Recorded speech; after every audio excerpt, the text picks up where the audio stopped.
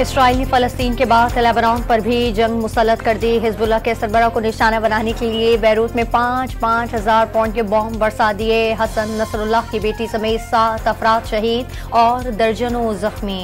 Bunker शिकन बमों से हिजबुल्लाह की जेर जमीन ठिकाने को निशाना बनाया। इसराइली फौज का ऐलान। नेतन्याहू ने बैरूत पर हमले का हुक्म अक़वाम मुत्तहिदा के हेडक्वार्टर से जारी किया। मगरबी मीडिया ने तस्वीर शेयर कर दी। लेबनान पर इसराइली हमले के बाद ईरान के कौमी सलामती काउंसिल का हंगामी इजलास तलब। तुर्किया का लेबनान की सूरत हाल पर सलामती काउंसिल के हंगामी इजलास का मुतालबा। सऊदी अरब ने आज़ाद फ़लस्तीनी रियासत के क़याम के लिए आलमी इत्तेहाद कायम करने का ऐलान कर दिया।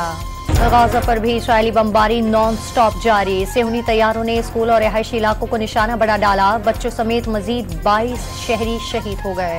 वज़ीर-ए-आज़म शहबाज शरीफ का आलमी बरादरी से मज़म्मतों से आगे बढ़कर इसराइली जारियत और ख़वाने का मुतालबा। जनरल असम्बली से खिताब में वज़ीर-ए-आज़म की आलमी ज़मीन झंझोड़ने की कोशिश। तनाज़े के 2 रियासती हल पर जोर। कश्मीरी हुर्रियत रहनुमा यासीन मलिक की अहलिया मिशाल मलिक का वज़ीर-ए-आज़म की अक़वाम मुत्तहिदा से खिताब का खैर मकदम। आलमी बरादरी से मसला कश्मीर पर नोटिस का मुतालबा।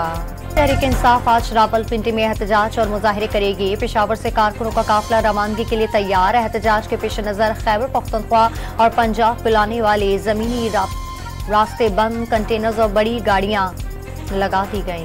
बाजू में पुलिस की गाड़ी सड़क किनारे नस्ब बॉम्ब से टकरा गई। धमाके से 3 एहलकार जख्मी। गाड़ी में मौजूद SHO और दीगर एहलकार महफूज रहे। इलाके में सर्च ऑपरेशन जारी।